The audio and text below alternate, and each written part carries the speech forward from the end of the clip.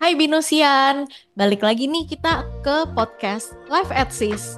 Nah, jadi hari ini kita punya tamu yang spesial banget. Di sini ada Kak Wiza, dan Kak Wiza ini juga sebenarnya adalah alumni dari SIS dan lab juga loh. Nah, mungkin Kak Wiza boleh kenalan dulu nggak? Ya, halo Binusian, halo Feli. Jadi, ya betul, saya juga Binusian dulu. Binusian masuk di 2016, lulus di 2022. Karena waktu itu ngambil master track. Jadi ada program percepatan dan ya udah waktu itu ngambil master track. Jadi lulusnya 2022 tuh. Jadi bukan karena memang, wih nggak lulus gitu, nggak. Karena memang di 2022 itu ngambil master track. Oke. Nah, kalau gitu mungkin boleh diceritain dulu nggak? Dulu kenapa sih Kak Wiza milih mau masuk ke School of Information System, terus kenapa juga pilihnya Master Track? Iya, dulu tuh kenapa milih SI gitu ya. Sebenarnya waktu masuk awal apply ke BINUS gitu ya, kita nggak familiar sama SI gitu ya. Yang kita tahu teknologi gitu. Oh, teknologi IT gitu. Tapi waktu kita datang terus ada SI terus nanya tuh SI itu apa sih gitu ya. Oh, ternyata masih berhubungan sama tech, cuman dia ada di posisi di mana nggak cuman kita belajar tech tapi juga kita belajar bisnis point of view-nya, karena kan kita selalu di tengah-tengah ya antara bisnis sama teknologi. Nah, di situ yang bikin menarik karena setelah saya pikir-pikir dulu waktu mau apply kuliah, ya kayaknya agak agak satu arah doang nih kalau teknologi. Alangkah baiknya kita punya dua kaki gitu ya, satu di bisnis, satu di teknologinya, supaya kita bisa ngerti, oh nanti teknologi yang kita bikin bakalan digunakan untuk apa sih gitu ya. Terus kedepannya buat apa sih, tujuan visionnya buat teknologi ini tuh bisa kita apply kemana aja gitu ya. Nah itu sih mungkin kenapa filosofinya dulu, filosofi bukan filosofi sih, mungkin lebih ke alasan ya ngambil S itu kenapa ya itu.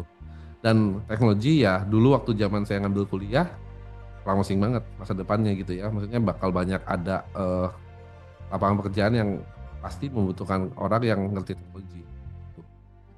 Oke deh.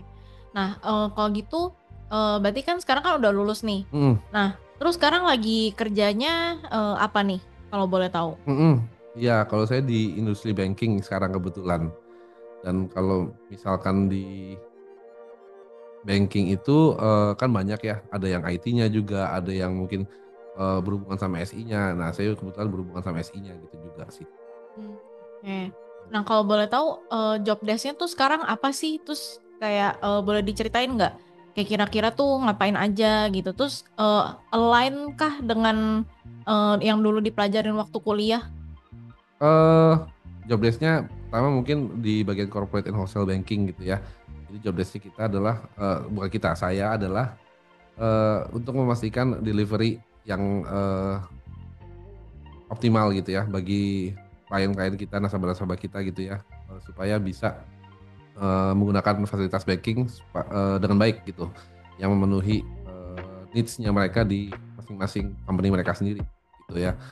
Dan gue tanya apakah align apa yang kita pelajarin semasa kuliah dengan apa yang kita kerjakan waktu kerja.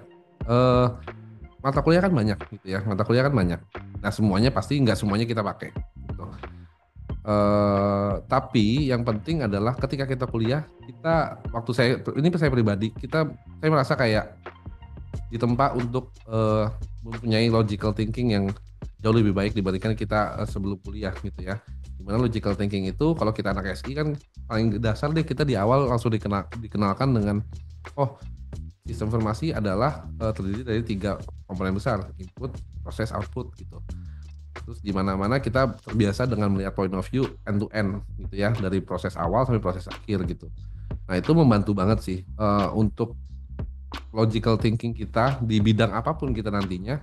Menurut saya itu bantu banget karena kita jadi terbiasa nggak melihat cuman dari satu titik, tapi kita juga bisa melihat dari titik, oh dari awalnya kayak gimana, lalu di tengahnya kayak gimana, di belakangnya kayak gimana, dan ujung-ujungnya nanti harapannya adalah kita bisa mempropos sesuatu yang lebih efisien gitu kan ya, lebih efisien dalam proses bisnisnya, mungkin dibantu dengan teknologi yang mungkin kita aware, yang kita tahu gitu ya. Itu sih. Jadi kalau ditanya apakah plok ketiplok semuanya kepake, mungkin nggak semua, tapi dengan proses belajar mengajar di kuliah ini kita akhirnya ditempa untuk mempunyai logical thinking yang baik gitu. Gitu sih Oke. mungkin. Oke deh. Nah, berarti gitu ya teman-teman. Berarti sebenarnya apa yang kita pelajarin di kuliah tuh sebenarnya kepake juga gitu ya. Apalagi kayak misalkan tadi ya logical thinking ya. Terus juga sebenarnya kalau misalkan kita kerja, apalagi di bidangnya di yang nggak jauh-jauh dari IS, pasti kita akan tetap ketemu ya sama input, proses, output ya kan. Betul. Dan kalau di AS kan kita sering case study juga ya, learningnya ya. Kita ada dikasih case, lalu kita disuruh present. Dimana kalau kita dapat case, kita ada teamworking di situ sama teman-teman yang kita dibagi di kelas gitu ya. Itu kita ada proses melatih teamworking kita, gimana kita komunikasi antar tim. Yang nanti pasti dunia kerja kita juga komunikasi dengan individu lain dalam tim gitu kan ya. Satu itu. Dua, kalau kita case study case based learning ya kalau di sini ya. Case based learning itu kita ada presentnya juga biasanya kan. Jadi gimana caranya kita udah melakukan brainstorming sama tim misalkan gitu ya. Kita udah punya ide yang bagus untuk solve sebuah case. Tapi kita juga dilatih untuk bagaimana kita mengkomunikasikannya ke audience gitu. Karena agak percuma kalau misalkan ide yang baik tapi kita nggak bisa mengkomunikasikannya ke audience. Nah, di masa kuliah di case based learning tadi saya merasakan itu. Jadi kayak kita berlatih juga loh komunikasi, bagaimana tadinya yang kita udah punya ide yang bagus untuk kemudian dipaparkan di depan audiens supaya mereka juga paham, oh maksudnya kayak gini gitu. Nah itu yang mungkin berguna ya di pekerjaan gitu, karena mungkin di pekerjaan nanti kita ada kesempatan untuk present juga, dan ketika present tuh kita harus tahu audiensnya juga siapa, komunikasinya harus kayak gimana. Itu sih mungkin perlu yang berguna gitu ya. Oke. Berarti kan sama-sama ada presentasi juga ya, sama-sama ada kerja kelompoknya gitu ya. Nah, tapi kira-kira sebenarnya kerja ya di industri gitu dibandingin sama kuliah, kira-kira sama atau beda jauh gitu? Oh, kalau dibilangin beda jauh, mungkin bedanya dari segi tanggung jawab pastinya ya. Kalau kita kuliah, ya udah kita gagal, misalkan kita nggak mau ngikutin perkuliahan dengan baik, kita yang gagal sendiri sebagai individu. Dimana kalau di dunia kerja kita bisa tanggungnya bersama sama tim gitu kan ya. Jadi ada tanggung jawab komunal di situlah, bersama-sama sama tim. Itu. Terus kalau misalkan secara loadnya pasti jauh lebih besar ketika kerja. Kalau kuliah kita mungkin jamnya nggak se-strict itu ya, yang dimana pasti jamnya. Tapi kalau kerja kita punya jam kerja, jadi kalau loadnya mungkin ya pasti lebih banyak kuliah. Terus yang bikin beda lagi adalah kalau misalkan kuliah kita masih ada kesempatan untuk punya safety net. Dalam artian kalau saya nggak bisa gitu ya ketika misalkan kuliah, oh saya bisa nanya ke teman, saya bisa minta tolong dong kayak gini gitu ya ke teman. Tapi kalau misalkan di dunia kerja ya kita bisa minta tolong ke teman, tapi kan teman kita juga punya kesibukannya sendiri, dia punya job desk sendiri juga. Dimana kita akhirnya lebih bertanggung jawab sama apa yang dikasih tanggung jawab ke kita gitu ya, kita lebih responsibel gitu. Nah itu sih mungkin ya kalau dibilang bedanya lumayan beda jauh kalau dibilang dibandingkan kuliah.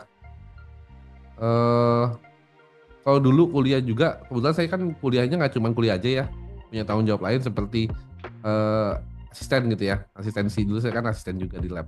Nah, secara nggak langsung pengalaman itu juga mendukung mempersiapkan saya untuk punya responsibel yang lebih tinggi dibandingkan cuma sekedar jadi mahasiswa aja sih.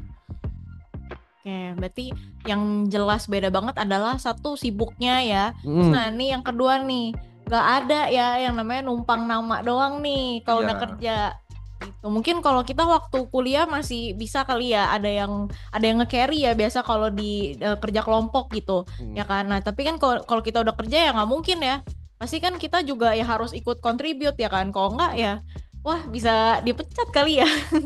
Ya amit-amit lah, tapi ya intinya kurang lebih sama kayak gitu. Walaupun itu titip nama ya, kita jangan budayakan sejak dari kuliah gitu ya. Itu udah nggak baik juga gitu.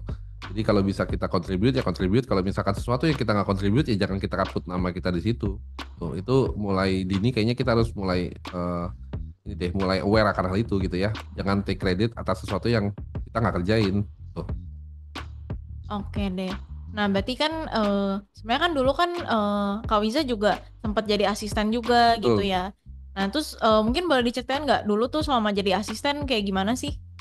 Iya, kalau jadi asisten tuh dulu purely awalnya tuh di semester 2 kalau nggak salah deh. Ada mata kuliah bahasa Inggris di mana saya tuh telat ngumpulin UAS-nya. Nah, karena telat ngumpulin UAS mau nggak mau dulu SP gitu ya. Jadi nilainya F dan harus SP gitu. Nah di sela-sela masa SP itu nggak bisa liburan karena kan memang kita SP-nya waktu itu belum online karena belum ada COVID. Jadi kita belum terbiasa pakai Zoom gitu. Ya udah stay lah di Jakarta. Banyak waktu luang karena cuman bahasa Inggris doang gitu yang ngulang. Nah ada opening gitu untuk asisten lab. Karena saya coba apply dan eh, peruntungannya waktu itu diterima akhirnya. Diterima sebagai full time asisten di lab gitu ya. Dari situ juga akhirnya punya pengalaman untuk mengajar, belajar dan mengajar gitu ya. Dan ada diskusi juga sama teman-teman di lab gitu. Dan itu masa-masa yang indah lah, masa-masa yang menyenangkan. Kita punya channel baru di lab, di mana waktu itu saya masuk ke lab tuh nggak kenal siapa-siapa. Sampai akhirnya kenal gitu ya, dengan beberapa teman baru, dengan dosen-dosen gitu ya. Menyenangkan. Dan proses diskusi, kalau misalkan ada sesuatu yang kita mungkin perdebatan gitu ya, kita nggak sependapat harusnya cara, kalau dulu kan kita ngajar diagram gitu ya, diagramnya nggak kayak gini harusnya. Nah itu prosesnya menyenangkan sih. Jadi so far pengalaman yang itu juga secara langsung membentuk apa yang mungkin sekarang saya punya gitu ya, cara berkomunikasi, terus cara kita mengerti audiens kita, karena kan kalau kita ngomong lab, mahasiswa kita beda-beda gitu ya dulu. Ada yang tingkahnya kayak gini, ada yang tingkahnya kayak gitu. Oke, kita harus berusaha menyesuaikan nih, adaptasi sama lawan bicara kita. Kalau ke mahasiswa yang kayak gini ngomongnya kayak gini gitu misalkan. Nah itu sih. Jadi selain lab juga dulu pernah sempat sebagai TNC gitu kan ya, Training and Competition Coordinator. Nah itu juga menyenangkan. Itu hal baru juga karena kalau di asisten kita cuman tanggung jawabnya emang ngajar, gitu ya. Ngajar sebagai asisten lab dulu. Nah kalau di training competition coordinator, kita tanggung jawabnya adalah bukan cuma mengajar, tapi bagaimana kita menjaga harmonisnya satu grup dalam mengikuti lomba supaya tetap bisa ikutin lomba dari awal sampai akhir gitu ya. Itu juga dilatih di situ. Jadi bukan cuma sebagai mentor dalam hal educating yang lagi ikut lomba, tapi juga kita menjaga nih komunikasi antar grupnya, antar personal di grup itu supaya lancar gitu ya. Itu melatih kedewasaan juga kayaknya ya mungkin ya. Itu sih mungkin.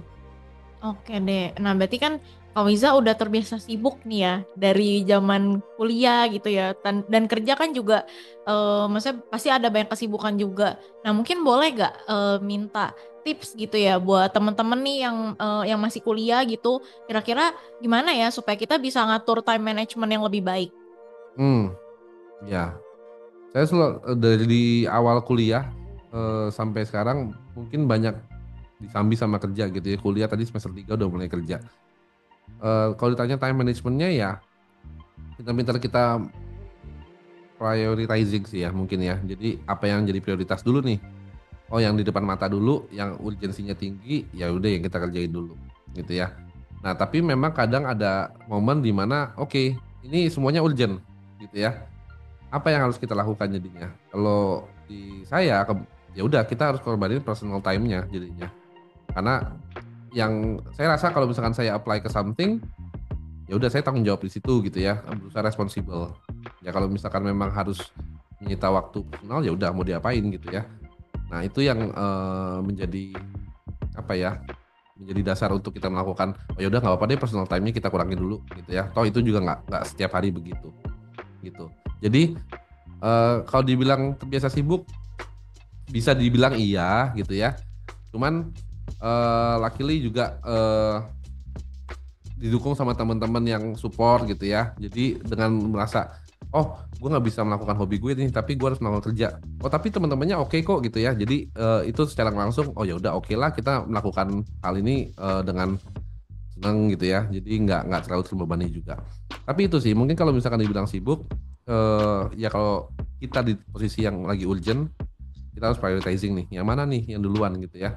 Itu sih mungkin. Kadang juga jam tidur malah jadinya yang kurang gitu ya.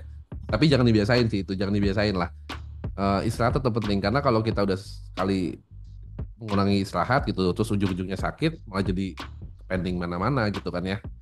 Jangan dibiasain, tapi memang ya kadang pada nyatanya jam tidur tuh yang kita ambil gitu. Ya itu sih. Oke deh. Nah berarti mungkin ini kita udah dapat banyak insights ya dari cerita dari Kak Wiza gitu ya. Nah mungkin ada beberapa hal nih yang mungkin teman-teman bisa petik gitu ya. Mungkin yang pertama tadi ya, sebenarnya apa yang kita pelajarin di kuliah itu kepake kok gitu ya waktu kerja gitu ya. Baik itu mungkin kalaupun yang technical ada sebagian yang kepake, ada sebagian yang mungkin enggak, kan tergantung lagi ya dengan nanti teman-teman pekerjaannya sebagai apa ya kan. Nah tapi yang paling penting adalah tadi ya yang kayak soft skillnya ya kan, untuk presentasi ya, untuk komunikasi sama orang lain, terus juga untuk bekerja dalam tim ya kan. Nah, Sorry, mau motong. Yang saya mau tekankan adalah ketika kuliah kan kita juga pernah ya kuliah, terus kita bertanya-tanya apakah ini akan kepake gitu ketika nanti kita kerja atau ketika kita dewasa. Sama halnya ketika sekolah, kita belajar matematik yang kadang soalnya tuh nggak masuk akal, dalam artian pada Doni membeli 40 semangka misalkan kayak gitu. Siapa beli 40 semangka gitu kan? Cuman bukan itu poinnya sebenarnya. Maksudnya poinnya kuliah mungkin selain hal teknisnya adalah melatih bagaimana kita menyikapi sesuatu gitu ya. Menyikapi sesuatu yang kita nggak suka, menyikapi orang yang kita nggak suka. Dan proses itu yang akhirnya nggak bisa menggantikan proses berkuliah ini dengan proses dimanapun gitu. Kita belajar dari YouTube mungkin kita bisa dapat hard skillnya. Tapi soft skillnya kita mungkin nggak dapat ketika kita memang cuma belajar dari YouTube doang gitu. Misalkan kita belajar coding gitu. Nah, proses pendewasaannya itu yang mungkin penting di kuliah gitu, untuk mempersiapkan kita ke fase yang lebih lanjut lagi gitu. Nah sama kayak tadi matematik, kita ngitung Doni beli 40 semangka, ngapain gitu, nggak ada yang beli 40 semangka. Tapi dalam matematik yang mungkin bisa di-highlight adalah bagaimana logika kita berpikir, bagaimana sistematika kita ketika menghitung sesuatu gitu ya, kedisiplinan kita, ketepatan kita. Nah itu yang sebenarnya dilatih gitu. Yang kalau kita nggak membiasakan diri kita belajar soal matematika, mungkin kita nggak disiplin, mungkin sistematika berpikir kita nggak lancar gitu. thank you banget nih Kak Wiza buat insight-insightsnya ya. Jadi tadi Kak Wiza udah cerita banyak ya kan tentang gimana sih kita kalau misalkan mau bekerja di industri ya. Terus juga kita belajar banyak, ternyata kalau di perkuliahan itu bukan cuma belajar technical aja nih, tapi kita belajar juga tentang soft skill ya. Gimana sih kita bertanggung jawab, time management ya. Terus juga gimana caranya kita bisa komunikasi dengan orang lain. Oke, mungkin segitu aja kali ya untuk hari ini. Thank you banget Kak Wiza untuk waktunya. Thank you. Oke, thank you juga teman-teman yang udah nonton. Kalau gitu mungkin kita akan ketemu lagi di podcast selanjutnya. Thank you. Thank you.